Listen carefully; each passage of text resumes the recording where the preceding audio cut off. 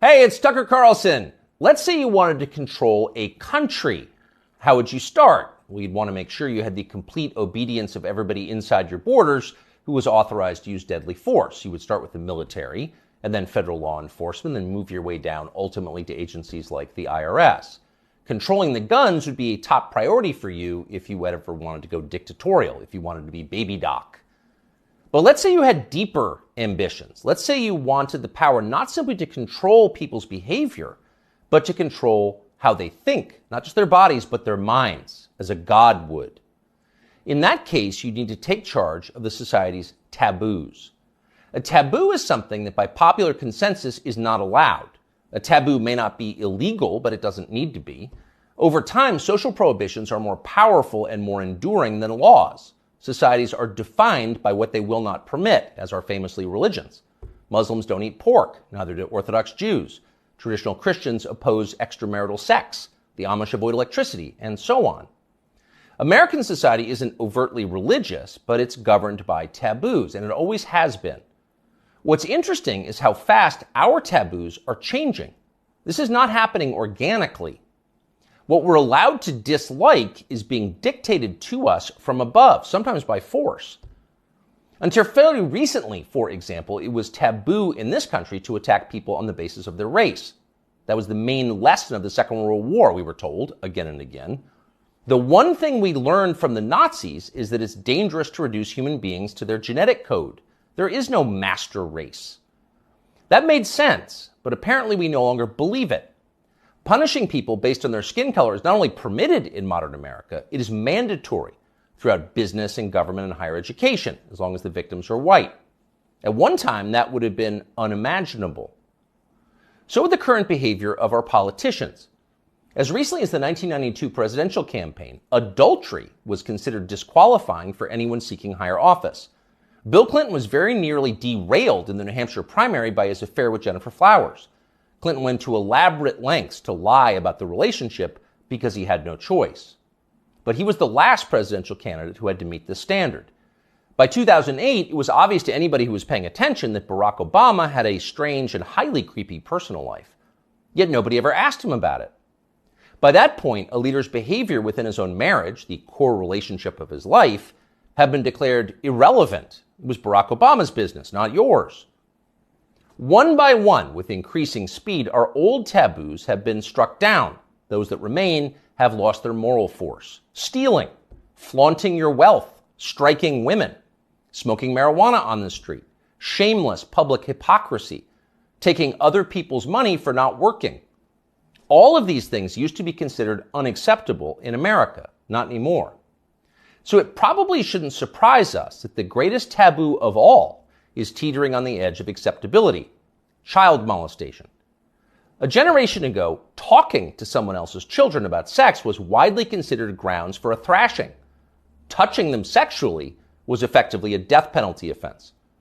When Jeffrey Dahmer was bludgeoned to death in the bathroom of a Wisconsin prison in 1994, the Milwaukee district attorney had to caution the public not to turn Dahmer's killer into a folk hero. Jeffrey Dahmer had molested and murdered children. People felt justified in celebrating his death. 25 years later, that standard had changed dramatically in the state of Wisconsin, as in the rest of the country. In the summer of 2020, during the BLM riots in Kenosha, 17-year-old Kyle Rittenhouse defended his life from a convicted child molester called Joseph Rosenbaum. Rosenbaum was trying to kill Rittenhouse, so Rittenhouse shot him in self-defense. But it was Joseph Rosenbaum whom the media cast as the victim of the story. Kyle Rittenhouse, meanwhile, an underage boy fending off violence from a child molester, was denounced as the villain. Ultimately, he was indicted for murder. One of the things that this tells us is the people who run our country no longer see child molesters as the worst among us. It's never been more obvious than it was yesterday when the Wall Street Journal ran a long expose about kiddie porn on Instagram. Instagram, the journal found, quote, helps connect and promote a vast network of accounts openly devoted to the commission and purchase of underage sex content. Instagram connects pedophiles and connects them to content sellers of child pornography. In one instance, the paper discovered that Instagram was recommending the phrase incest toddlers to users who'd expressed interest in similar material. By the way, no one at Instagram denied that any of this had happened, nor did Mark Zuckerberg, who controls the company. The journal story was accurate. It was all pretty shocking, but not as shocking as what happened next, which was effectively nothing at all. The largest circulation newspaper in the United States revealed that one of the world's most influential companies was promoting pedophilia, and nobody in power did anything about it. The Justice Department did not announce an investigation. Congress did not schedule hearings. The guy who runs Instagram, Adam Mosseri, still has his job. In fact, Mosseri's last tweet, which is pinned, is a video of himself bragging about how effective Instagram's algorithm is. Keep in mind as you watch this, it's real. People often talk about the algorithm, but there is no one algorithm for Instagram. There are many algorithms and ranking processes we use to try to personalize the experience to make it as interesting as we can for each and every person who uses Instagram. We believe in this idea of personalization. What you're interested in and what I'm interested in is different, and so therefore your Instagram and my Instagram should be different. What you're interested in and what I'm interested in is different, Mosseri explains patiently. So your Instagram feed will be different from mine. You're interested in children, that's why you're getting all the incest toddler posts. It's a highly personalized experience. That tweet is still up tonight. Of course, everybody at Instagram, in fact, everyone everywhere in authority, will still claim to think that child molestation is bad, but the tone has changed unmistakably. When they say it's bad, they mean it in a kind of abstract way. Bad like a civil war in Central Africa is bad. You wouldn't prefer it, but there are reasons it happens. That's why we now refer to pedophiles as minor attracted persons, because honestly, who can judge? These people are a sexual minority, so pause before you attack them. And in any case, it's not like pedophiles are barging into the Capitol building to sit in Nancy Pelosi's chair or asking uncomfortable questions about the last election. For miscreants like that, no punishment is too harsh. So far this month, the FBI's Washington field office has issued 11 press releases. 10 out of 11 have been about January 6th. Keep in mind that January 6th happened more than 2.5 years ago. Now you know why the feds were ignoring kid touchers on Instagram. They're too busy to respond. They've got much more important things to do, like finding white supremacists. White supremacists are America's new child molesters. We've got zero tolerance for white supremacists because no one threatens the life of this country more than they do. Here's Joe Biden once again making that very clear last month. To stand up against the poison of white supremacy, as I did my inaugural address, to single out as the most dangerous terrorist threat to our homeland is white supremacy.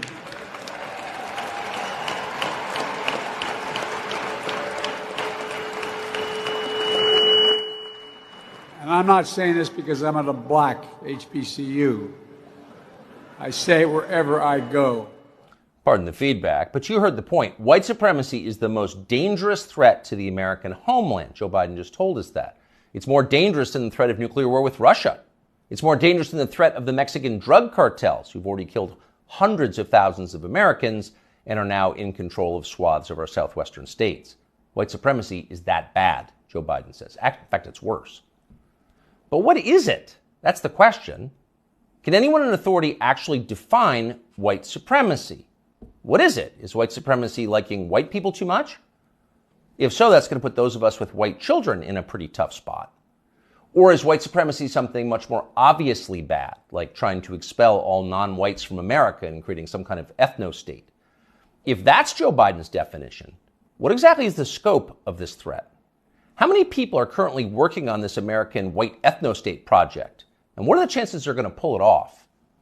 Our guess is not very many and precisely zero. But we can't say for sure because no one has showed us the numbers. These are not rhetorical questions. When the President of the United States describes something as the worst possible crime Americans can commit, you have a right to know what that crime is. You used to have that right. Under our pre-revolutionary legal code before George Floyd, questions like these were easy to answer.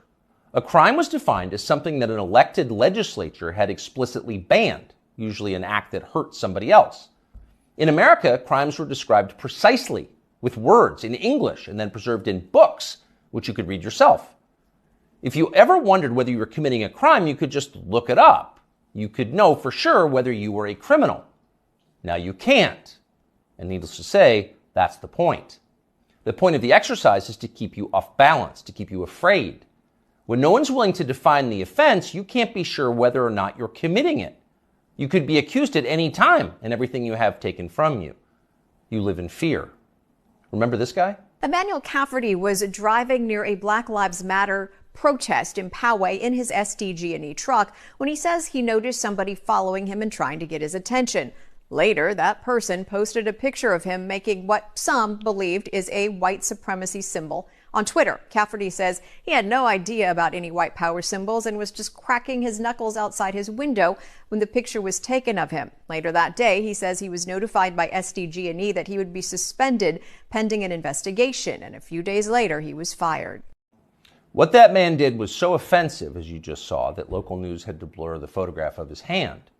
He was fired from his job. His life was destroyed for cracking his knuckles. He didn't know cracking his knuckles was racist, in his defense, but then nobody did until the day that poor Emmanuel Cafferty was unwise enough to crack them. When a crime has no definition, anyone can be guilty of it. It's hard to relax in a country like that. The old system was better.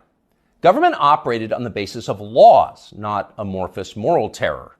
Politicians couldn't accuse you of something they couldn't define. The legal code was straightforward. Child molestation was a crime. Having unfashionable opinions was not. Outside of the public sphere, the population mostly governed itself, as it does in every society, and used taboos to do it.